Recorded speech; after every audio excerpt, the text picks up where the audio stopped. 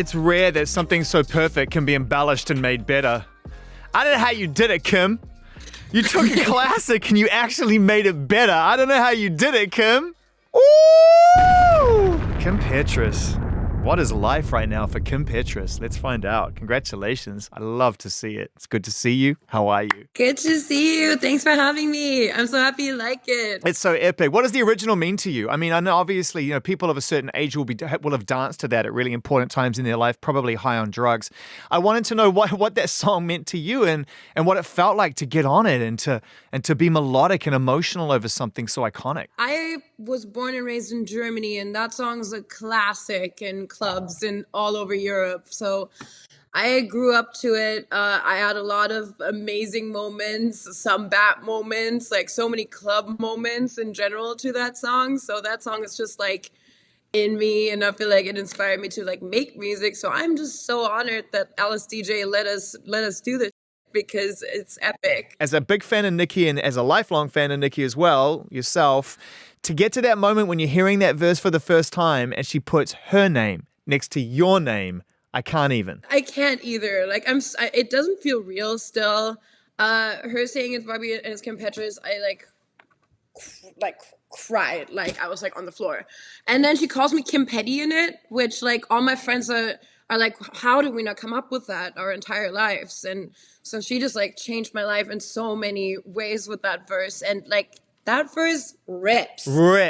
I love her and I'm so inspired by her always. It's crazy to me. I don't know how she does it, but she's just like the greatest ever. She keeps doing it. I mean, she's crushing with the Ice Spice. She's now crushed this.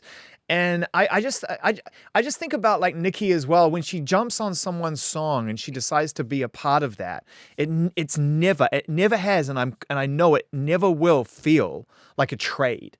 It doesn't feel like a trade. It feels like she feels it. She needs it. She really wants to. In fact, I know she does. She's told me she doesn't just do anything. I'm so happy that she likes the song. We shot the music video together, and she was like, "Ugh, when I heard the song, I just loved it," and that just made me so happy. How was it being on set with Nicki? Incredible. I feel like I've learned so much. Like I feel like I love her more. She's so like, when the camera's on, it's like crazy. Like she just goes into full superstar. Like, not that she's ever not a superstar, but like she just turns it on so effortlessly, and it's amazing to watch. And she was so like nice to me and the dancers and everyone. It was just like really inspiring to see and to watch, and she was super encouraging. I think she's embraced her legacy as a real GOAT. I mean, she's broken so many records. She's set so many new standards and walked through so many doors for the first time, paving the way for others, that I think that, as she continues to be so relevant on a contemporary level, she's also acknowledging that, like, yeah, I mean something to new generations of artists. I can be inspiring in a different way. Yeah, for sure. I mean, she means so much to new artists. I think, like, it's unavoidable how good all of her music is. What's one of your favorite Nicki Minaj's memories when you were a kid that kind of set you on this path to collaborating with her?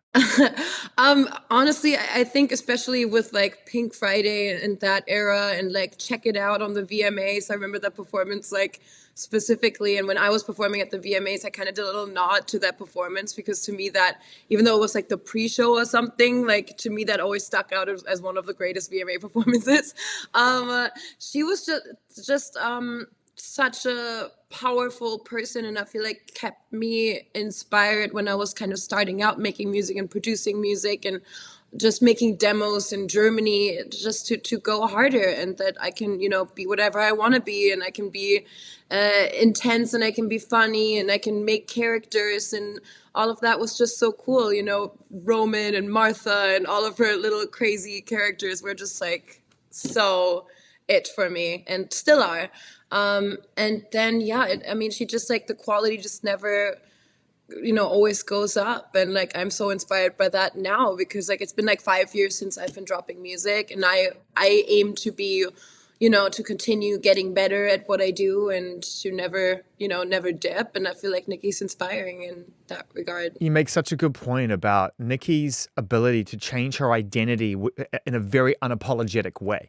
She's always gone like, you think I'm this, I can be this, I can be this. I mean, even as recently as Chun-Li, she's like, man, I am going to wreck rappers right now. I'm Chun-Li. I love Chun-Li. Anyone who's played Street Fighter knows if someone steps up next to you and puts a quarter in the machine and chooses Chun-Li, you're right? If they know how to play Chun-Li, you are absolutely right. She is absolutely the best character in the hands of someone who knows what they're doing. And I think about someone like yourself who decided in your life with the support, and it was a beautiful speech of your mom and of people around you, my identity is who I want to be, and I'm gonna decide how I live my life and who I truly am. And you make a good point about Nicki. Like, she kind of in her own way has been paving that way through by being really playful, but also saying, don't box me into something just because you think I do one thing. Yeah, you can't box her in. She's so many things, and all of those things are Nicki. And I'm such a barb. I just could talk about Nicki all day. Yeah, we've spoken before, and we've gotten to know each other a little bit in this particular kind of environment as well. But the last few years for you have been life-changing. Grammy, Unholy, your own music, so many hits, so much success. How are you sort of taking it all on? Because I know that you dream of this when you're a kid, then it starts to happen, and it really speeds up. And I just wanted the honest truth about how you're finding balance. It does get hard. I mean, especially the last few months, like the Grammys were just like a few months ago and like really changed my life in a big way. So it's crazy that kind of this year just started out with like such a bang for me. And then Nicki jumping on the song is just like one of the greatest life achievements for me ever in my life. And it's just been really amazing. Kind of it really sped up my album and how people kind of, finish it, and it's like done now. And it's done? Ready to come out. It's done? Yeah, it's done. I'm so excited. It was time to say it. Thank you for sharing it with us. How did you feel when you knew that the last sort of note had been worked on and you felt like it's as complete as it can be? It's such a special feeling, and especially since this was kind of the last almost 3 years of my life. It kind of sucks because it also is kind of like, oh my God, now people are going to judge it, and it's going out for everyone to hear. And it's just been so fun living in my bubble with the songs, and just my friends know them, and they're like our anthems. And so now it's time to just like face what people think about it. But I think also it's my first major label project that I've done. I've gone and worked with like some amazing people that I'm just so excited to have worked with. Can you tell us one or two? Can we be cheeky? Can you give us an idea who you worked with? I mean, Max Martin is like the biggest dream for me to work with. I'm such a huge Max Martin fan, and just being in the same room writing songs was just a full circle moment, me looking up to Max, and I loved working with Max. And then Ian Kirkpatrick, who's incredible. I love working with him. I did a bunch with Circuit, and that was awesome. And yeah, it's just been kind of like exploring all around and working with new people and finding new processes and learning new ways to write songs. And it's been inspiring, and it's been just like I'm really passionate about this album and about every single song. So that's amazing. One of the great achievements that Kim Petras has pulled off this year is sitting still beneath Sam Smith's large elongated dress on SNL. for goodness knows how long. And now I'm speaking to you and having known Sam a long time. I want to know what it was like, being under their dress on live television for that long, and what you were thinking. Well, honestly, like a lot of people don't know that like I was very much in control of keeping the dress shut as well. So I was like going like this, and every move Sam would make, I would like dodge. So it like didn't open, and it was definitely a wild ride under there. And I got to take my vape under there when it was too long. You were vaping under the dress on SNL? I have a video vaping under the dress. That is the coolest ever. That is the coolest ever.